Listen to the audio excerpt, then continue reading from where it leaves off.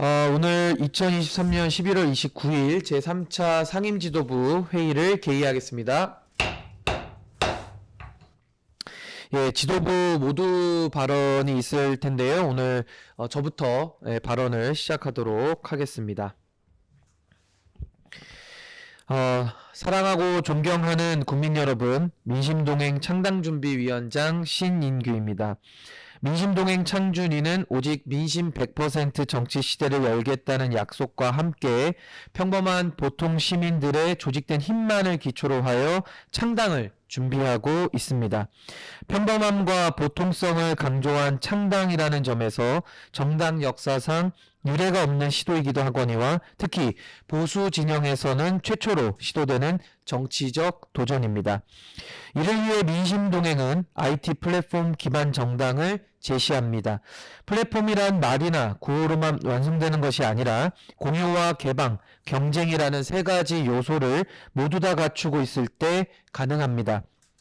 양극단의 정치적 구호와 이익 대립만이 난무한 상황 속에서 평범하게 우리의 일상과 삶을 지켜내시는 보통 시민들의 목소리가 더 적극적으로 잘 대변될 수 있도록 민심동행은 IT 기술을 최대로 활용할 계획입니다. 다원화의 시대 정신을 완벽하게 구현하기 위해서 고객관계 관리라는 CRM 시스템을 최초로 도입하여 개개인의 당주들의 정치적 만족도와 효능감을 최대로 높이겠습니다.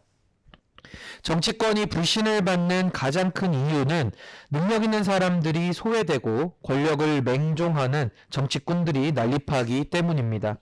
기회주의적인 정치 행태도 문제지만 가장 본질적으로 정당을 위해 열심히 일한 사람이 보상을 받지 못하는 불공정과 폐쇄성이 한국 정치에 대한 신뢰를 지속적으로 하락시켜 왔습니다.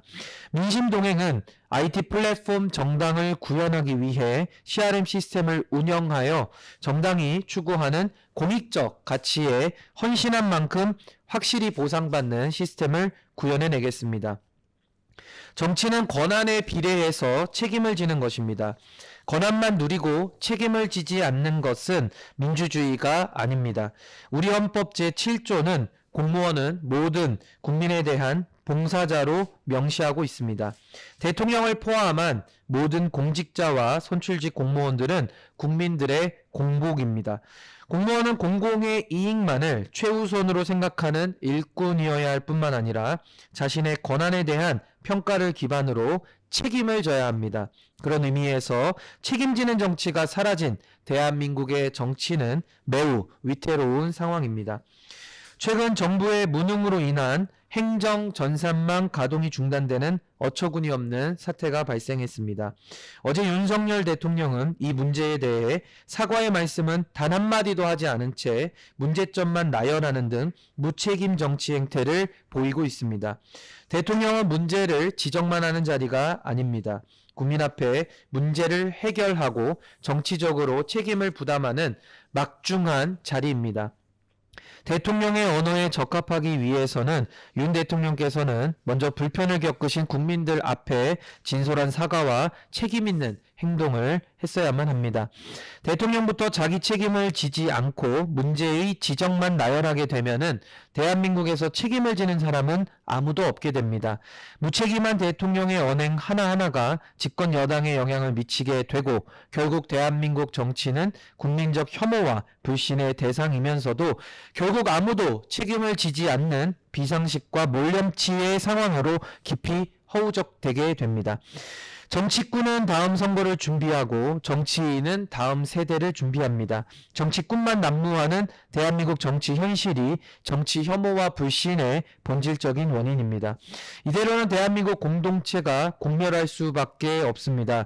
민심동행이 평범한 보통 시민들의 목소리를 조직적으로 대변하기 위해 당을 만드는 것도 대한민국의 정치 사망을 놓아만 둘 수는 없었기 때문입니다. 정치꾼을 걸러내고 정치인들이 마음껏 국민들을 위해 일할 수 있는 정당을 만들어서 민심 100% 정치 시대를 더 활짝 열어가겠습니다. 감사합니다. 다음은 우리 김현수 위원님 발언하시겠습니다. 네, 안녕하십니까. 민심동행 창당준비위원회 운영위원 김현수입니다. 여야 기득권 싸움에 청년 등 터진다. 정부와 더불어민주당의 서로가 추진한 대표적인 청년 관련 예산을 큰 폭으로 삭감해 고래 싸움에 새우등 터진 마냥 청년들의 피해를 보게 생겼습니다.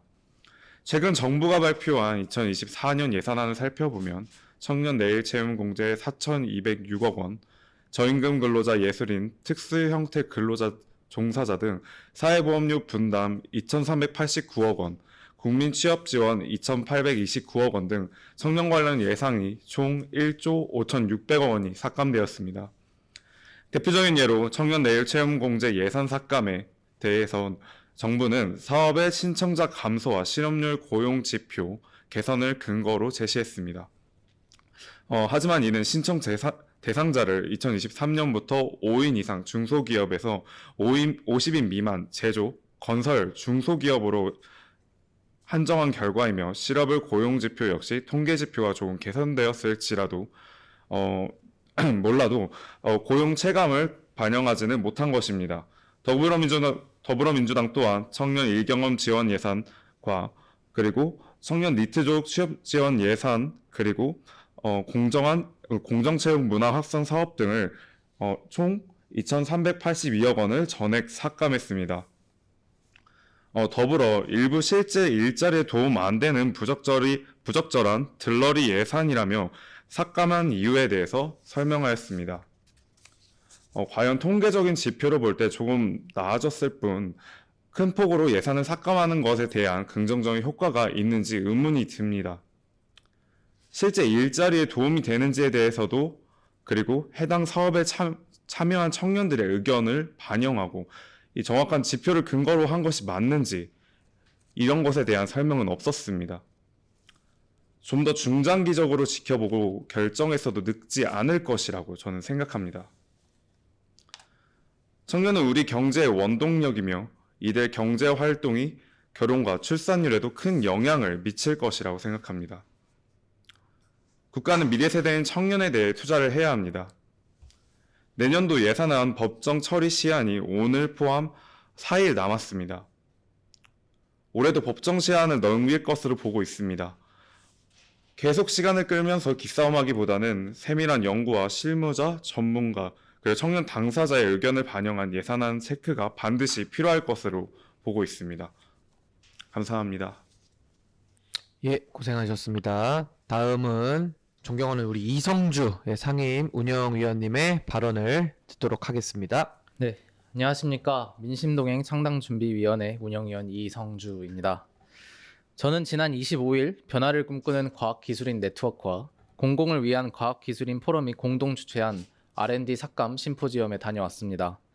한 명의 연구자이기도 한 저는 학계, 산업계, 정부 출연 연구원, 대학원생 등 이번 R&D 예산 삭감에 대한 각계각층의 우려와 분노를 들을 수 있었습니다.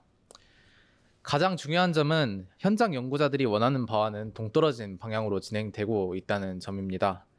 국내 R&D 예산을 삭감하고 글로벌 R&D 예산을 증액하는 것은 지난 2008년 이명박 정부 시절 8천억 원의 예산을 투여한 세계 수준의 연구 중심 대학 WCU 사업에서 초청한 해외 연구자들이 국내 체류 의무를 무시한 점, 그리고 80%가 사업 종료 직후 귀국한 점을 까맣게 잊은 듯합니다.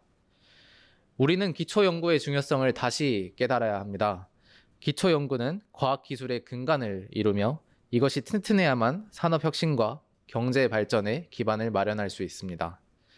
미국, 유럽, 옆나라 일본은 모두 100여 년 전부터 기초과학을 연구하고 있었기 때문에 후발주자인 우리나라는 이들을 따라잡기 위해서는 더 많은 예산을 투입할 수밖에 없습니다.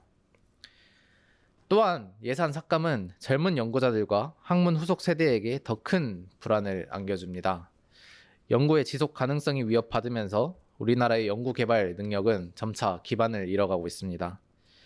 의대 정원 확대 기조를 유지하는 현 상황에서 누가 불안정한 미래가 기정사실화된 연구를 하고자 하겠습니까? 단순히 1억을 기준으로 1억 미만의 예산을 모두 삭감해버리고 2, 3억 이상의 규모 있는 과제만 공고하는 것은 신진 연구자들이 성장할 수 있는 연구 사다리를 걷어차는 것이나 마찬가지입니다. 이에 안정적인 연구 개발 예산 확보를 위한 법적, 제도적 기반이 마련되어야 합니다. 또한 기초 연구에 대한 장기적이고 안정적인 지원을 위해 기금을 설립하는 방안을 고려해야 합니다. 독일의 경우처럼 연구개발에 대한 지속적이고 안정적인 투자가 이루어질 때 실질적인 과학기술 발전을 이룰 수 있음을 명심해야 합니다. 내년도 예산 심사 기한이 얼마 남지 않았습니다.